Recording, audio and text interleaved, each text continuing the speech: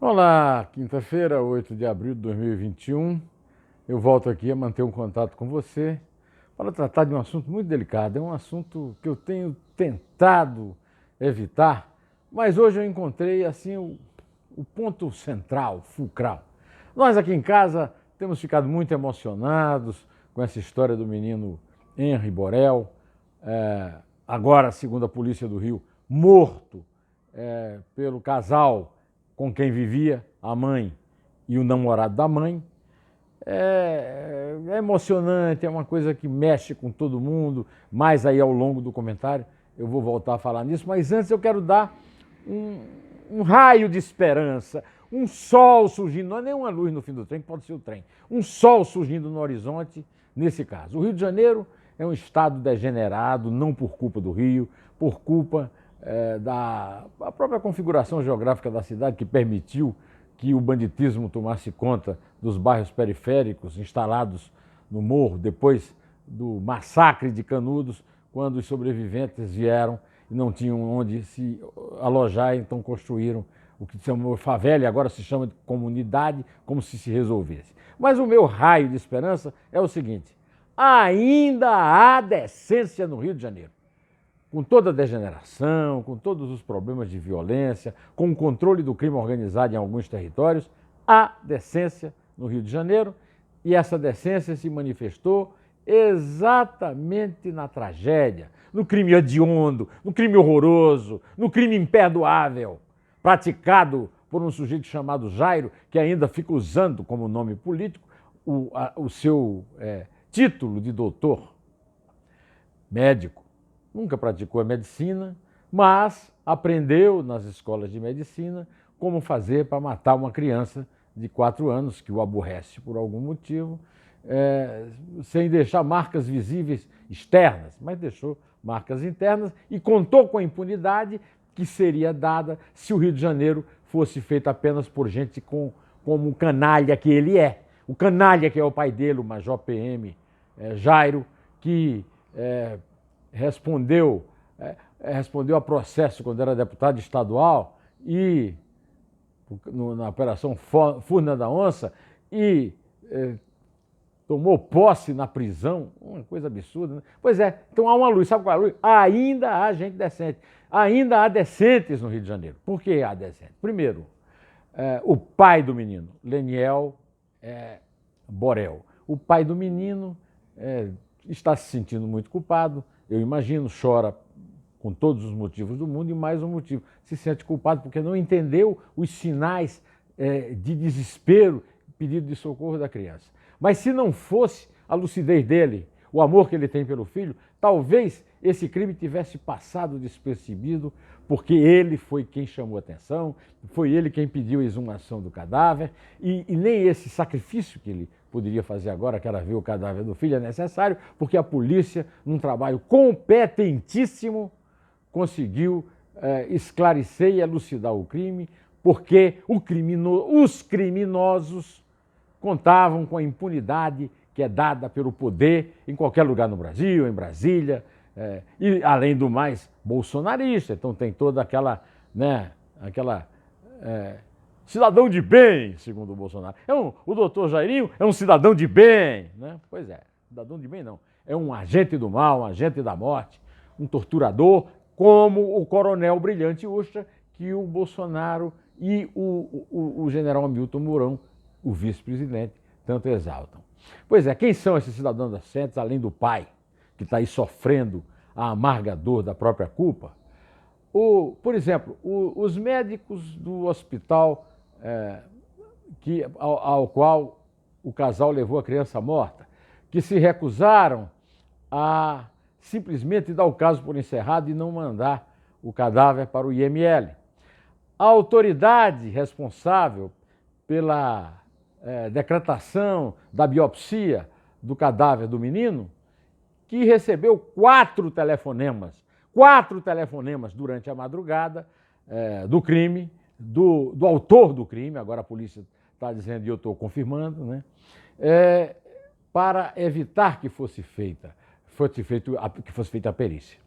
A pessoa ficou irritada, é uma autoridade, é uma autoridade pública num estado governado por um bolsonarista, para quem o Jairinho ligou e atendeu. O senhor governador atendeu. Ah, mas ele não sabia. Ah, mas não interessa. No meio da madrugada atendeu um telefonema, na certa, o tal do vereador tinha muito poder junto ao governador. Mas eu tenho que incluir o governador entre as pessoas decentes que eu aplaudo, porque ele não tomou nenhuma providência que impedisse que fosse obstáculo para a investigação do crime, inclusive o funcionário do IML, que foi uma pessoa direita e que simplesmente deixou de atender, porque o assassino, o monstro, o médico monstro, não o poupou durante a madrugada inteira, né?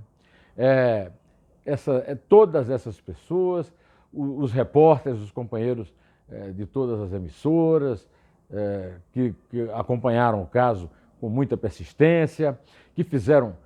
Eu, por exemplo, vi um trabalho muito bom da equipe da Globo no Fantástico domingo, ouvindo casos anteriores, relatos de violências anteriores. Tudo isso compôs o quadro que levou à entrevista coletiva de hoje, depois da prisão dos dois, decretada pela Justiça por causa da tentativa que os dois assassinos faziam de amedrontar, de pressionar testemunhas.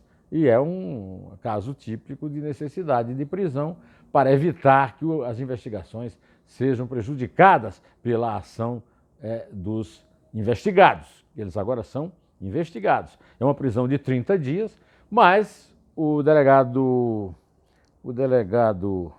Henrique Damasceno já avisou que está no meio da investigação e que ele essa investigação vai esclarecer, por exemplo, por que a babá... Bom, primeiro o seguinte, como foi o depoimento de 4 horas da mãe do menino, protegendo o criminoso, como diz claramente esse delegado que eu citei, na polícia, na 36ª Delegacia de Polícia, que chamou a atenção pelo fato... até me lembrou o filme famoso do Kurosawa, Rashomon, né? Que é um crime e 4 testemunhas, e as testemunhas, cada uma dá uma versão completamente diferente. Porque a realidade é assim, se a pessoa tem boa fé, 4 pessoas em um crime, cada uma conta uma história a partir de um detalhe.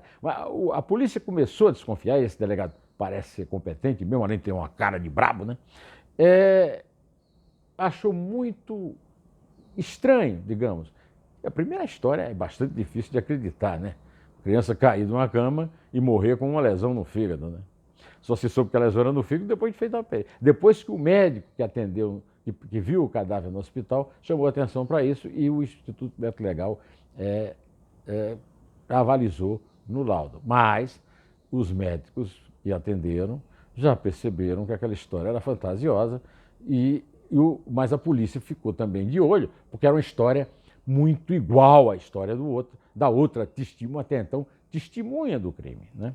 Então, o cidadão Jairo, filho do coronel Jairo, major Jairo, sei lá o quê, oficial da PM do Rio, ele tinha tanta certeza da impunidade que ele construiu ali o seu cenário e achava que não tinha mais ninguém decente no Rio de Janeiro capaz de tirá-lo do esconderijo da sua maldade, da sua crueldade, da sua perversidade. Eu não digo que ele é louco, ele é monstro.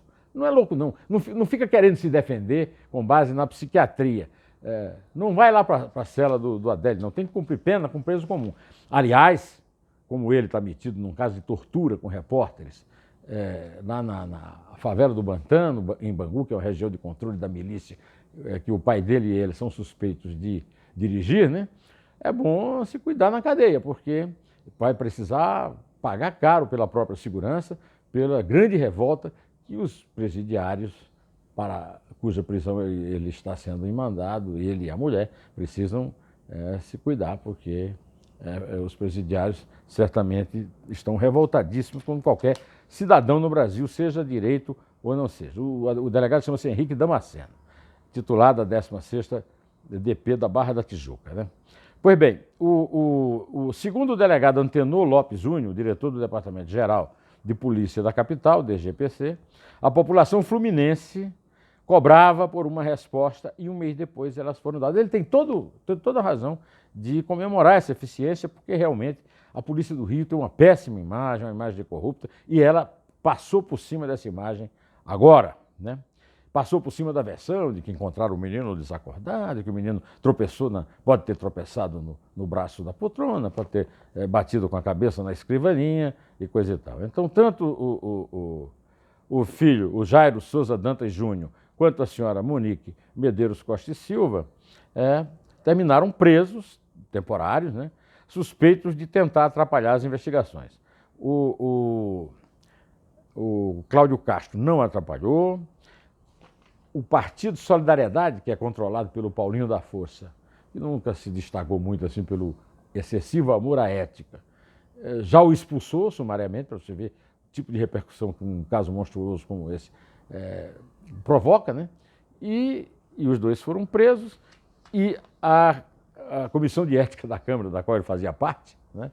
Ele foi escolhido para a Comissão de Ética exatamente uma semana depois do crime, quando o crime ainda não tinha sido revelado em toda a sua... Ele também já foi expulso do Conselho de Ética. Agora, vamos ver se vai ser expulso da Câmara, né? Ou se vai ficar aí como a Flor de Lis, que mandou matar o marido, segundo a polícia, e continua frequentando as sessões do Senado, da Câmara dos Deputados, através com tornozeleiras e com câmeras, né? Está rolando agora no Supremo a votação desse caso das aberturas dos templos religiosos na pandemia, né? Ontem teve um voto brilhante do Gilmar Mendes, vocês sabem que eu não sou amigo do Gilmar, mas o voto foi brilhante, e hoje foi um voto lamentável do Lacácio Nunes Marques, o lacaio do Bolsonaro, né? Ele leu um texto, né, do grande jurista grego Jair Messias Bolsonaro, lá do Vale do Ribeira, né? E nesse texto ele chama a atenção não apenas pela péssima qualidade do português, mas também pelo tipo de argumentação frágil, né? Agora, na questão do português, eu até aconselho aos colegas dele o aconselharem a restaurar a letra D, a consoante D, no gerúndio. Ele usa demais gerúndio e nunca usa o D. É fazendo, rezando, orando, né? Isso aí é o de menos daquele voto horroroso dele, né? Ele está mostrando uma gratidão que não precisa ao Bolsonaro, porque ele já foi nomeado. O Supremo já passou, já está lá. Agora o Aras e o André Mendonça estão passando o ridículo, mas pelo bom motivo de estarem brigando por uma vaga, né? Eu também hoje me decidi a falar sobre o jantar que o terceiro time de empresários deu para o Bolsonaro na casa de um empresário de segurança e de faxina, né? Uma espécie de... como é que chama? De capitão do mato de faxineiro, chamado Washington Sinel, dono da companhia de segurança Gossil. Esses empresários dessa coisa de segurança e de faxina, né, eles são sempre muito próximos à política. Ele começou no governo Franco Montoro, fazendo alguns contatos, depois no governo Quércia ele se aproximou mais, depois Covas e Alckmin, né? E agora está pendurado no Bolsonaro. Lá na casa que foi do Zé Hermílio de Moraes, filho do senador Zé Hermílio de Moraes, né, do Grupo Votorantim, reuniram-se ali, por exemplo, empresários da comunicação. O Silvio Santos não estava lá, e quem fez o jantar bolsonarista foi o genro do Silvio, o Fábio Farias, né? No entanto, o Bolsonaro foi delirantemente aplaudido e os empresários de Quinta, que foram para lá, acharam maravilhoso que ele tenha prometido acelerar a vacina graças à pressão deles e tal. Olha, o Bolsonaro mente quando conta e mente quando promete. É difícil que ele cumpra isso, até porque não tem vacina no mundo para comprar e os chineses estão dificultando a entrega de insumos para a Coronavac, que é o que garante a vacinação no Brasil de Bolsonaro. Agora, enquanto isso, para chamar a atenção desses senhores que acreditaram nessa lorota do Bolsonaro, o Bolsonaro se reunia no Exército com a presença do Pujol, o ex-comandante que ele demitiu e substituiu pelo Paulo Sérgio, e disse, meu Exército! E disse que ele ainda pertence ao Exército. Mentira! Ele sabe que o general Leônidas já morreu, então o general Leônidas não está aqui para testemunhar o meu favor. O general Leônidas combinou com ele para ele sair do exército depois que ele foi pilhado, planejando o terrorismo, de jogar bombas em quartéis e na adutora do Rio Guandu. Mas vamos torcer para que ele realmente acelere a vacinação, porque é tudo que nós estamos precisando, né? Precisamos torcer também para que o Congresso faça alguma coisa. Esse tal de Rodrigo Placebo, rapaz, esse cara é um completo idiota, ele fica com aquela cara de besta. Agora pega um bom dinheiro lá, né? Só que fazer alguma coisa pelo povo, o Senado não faz. O Senado todo e a Câmara, hein? Estou de olho em você. O senhor Arthur Zineiro, né? Não honra nem o ostracismo que gozou seu pai Benedito, nem o destaque de coronel que tinha o seu avô, né, João Lira. Ele é um serviçal do capitão sem noção do coronavírus, do novo coronavírus. Sob bênçãos da oposição, a dona Bia Kicis, presidente da Comissão de Constituição e Justiça, a mais importante da Câmara, censurou a palavra genocida dirigida ao seu amado chefinho. No dia em que o Conselho de Ética absolvia Eduardo Bolsonaro por ter defendido o ato 5. Olha, defender o ato 5, na minha opinião, vocês sabem que não é problema, porque a democracia é o único sistema de governo que permite desaforo. Até não pode permitir tentativa de golpe, mas falar mal da democracia, a democracia aceita. Eu quero aqui, agora que eu estou terminando aqui esse meu contato com você, agradecer a todos quantos me cumprimentaram ontem, dia 7 de abril, pelo Dia do Jornalista, né? Eu sou jornalista há 52 anos e agradeço isso aí. E, aliás, eu quero dizer que a pessoa que eu estou sempre falando mal dele aqui, o Gilmar Mendes, fez uma bela conclusão de voto para provocar o Bolsonaro, acho que é inimigo da imprensa e trata mal os jornalistas, fazendo uma homenagem aos jornalistas que ele conhece bem nesse dia do jornalismo, né? O Gilmar Mendes disse que no Brasil é um jornalismo livre, independente e plural, que ainda nos permite exercer a nossa cidadania e realizar uma verdadeira accountability, sofisticado, da atuação dos gestores públicos, né? E aí ele aproveitou e recitou de forma emocionada, chegou a tropeçar, inclusive na língua, ali quase lacrimejar, um dos textos mais bonitos que eu conheço sobre a minha profissão, que é de um colega, o Gabriel Garcia Marques, além de grande romancista, do realismo mágico e tal, foi um grande repórter e jornalista de redação. E ele escreveu um texto, está aí na internet, você pode achar com facilidade, que o Gilmar Mendes usou para fazer essa homenagem. O Garcia Marques escreveu o seguinte: o jornalismo é uma paixão insaciável, que se pode digerir e humanizar mediante a confrontação descarnada com a realidade. Quem não sofreu essa servidão que se alimenta dos imprevistos da vida não pode imaginá-la. Quem não viveu a palpitação sobrenatural da notícia, o orgasmo do furo, a demolição moral do fracasso, não pode sequer conceber o que são. Ninguém que não tenha nascido para isso, esteja disposto a viver só para isso, poderia persistir numa profissão tão incompreensível e voraz, cuja obra termina depois de cada notícia como se fora para sempre, mas que não concede um instante de paz enquanto não torna a começar com mais ardor do que nunca no minuto seguinte.